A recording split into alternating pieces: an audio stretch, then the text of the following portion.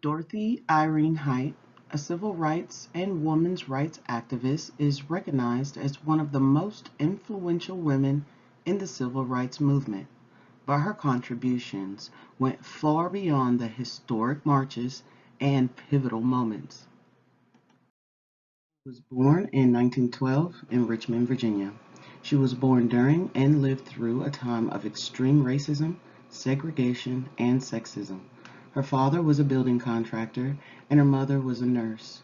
Dorothy was a spirited girl who loved nature, playing outdoors, playing imaginary games, reading, and writing little stories.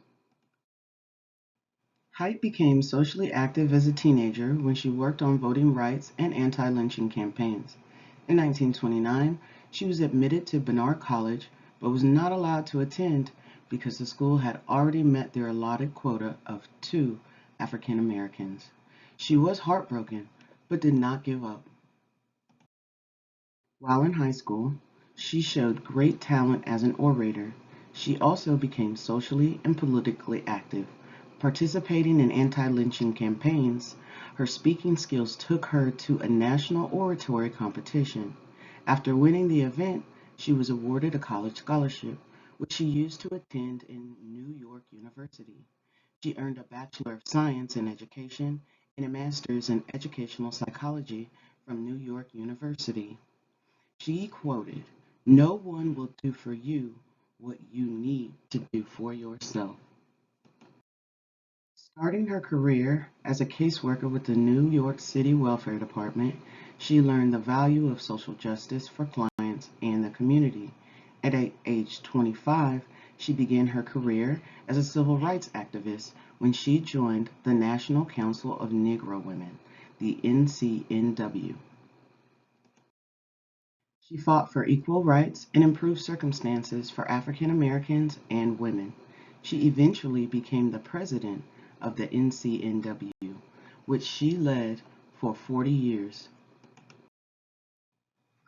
Dorothy Height worked with every significant civil rights leader of the period, including Dr. Martin Luther King Jr., Roy Wilkins, Whitney Young, and A. Philip Rudolph.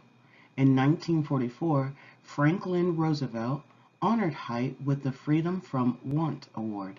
In 1989, President Ronald Reagan awarded her the Citizens Medal Award for Distinguished Service. She also personally encouraged President Eisenhower to desegregate public schools and urged President Lyndon Johnson to appoint black women into government positions. Her role was frequently ignored by the press and left out of our history books due to sexism. President George W. Bush presented her the Congressional Gold Medal and the Presidential Medal of Freedom in 2004. Over the years, she was recognized by many organizations for all her efforts during the civil rights movement and received an estimated 24 honorary degrees. She stated, "Too many of our young people know only where we are now, not how we got there, nor where we are going. Too many see doors only recently opened and do not appreciate how they got pried ajar. We must always be a strong presence, an unrelenting force working for equality and justice until the freedom gates are fully open." One of Haidt's most inspiring accomplishments included the creation of Wednesdays in Mississippi. In the summer of 1964, a quiet revolution began in Mississippi when a group of black and white women reached across the chasm of race, class, geography, and religion to end segregation in America, and this quiet revolution was called Wednesdays in Mississippi. The story of these brave women hasn't finally been told. It is a story of courage, danger, and transformation. Please take the time to pause this presentation and click the hyperlink to enjoy the very interesting video with several women who opened up the dialogue about civil rights and supported each other and participated in this revolutionary accomplishment. Dorothy Height participated in the civil rights movement because African American women like her faced significant discrimination and prejudice just because of their skin color. The other great challenge was that she was a woman, and for much of her life, society believed women less suited to lead than men were.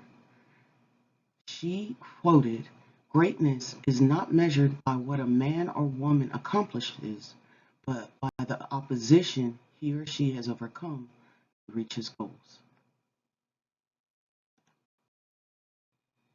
Dorothy Height served on presidential committees on issues related to African American rights, the status of women, reproductive freedom, and employment opportunities for disabled people. Though Height did not marry or have children, her extended family meant everything to her, and in 1986 she led the National Council of Negro Women in creating the Black Family Reunion, which was a 2-day festival in D.C. that celebrates American bonds. And she stated, "I want to be remembered as someone who used herself and anything she could touch to work for justice and freedom. I want to be remembered as one who tried." Dorothy Height was a force to be reckoned with. She was often the only woman in the room, and she made it her life's work to change that, fighting battles against both sexism and racism to become, as President Obama called her, the godmother of the civil rights movement. Please take the time to pause this presentation and click the hyperlink to enjoy the video with Dorothy Height and President Obama at the White House.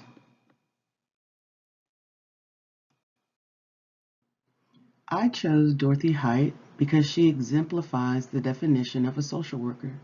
She recognized the social disadvantages that existed for women, and she advocated on their behalf. I admire her strength and determination. She stood up to and against prejudice and discrimination. She fought for women to have options and opportunities that did not exist. Although the social climate has changed since Height, more work still needs to be done. I'll use that same determination to better the future of women. I want to continue to fight to be an ambassador for both women and children. There is more work to be done. Dorothy Height once stated, "We have to improve life, not just for those who have the most skills and those who know how to manipulate the system, but also for and with those who often have so much to give but never get the opportunity." Thank you.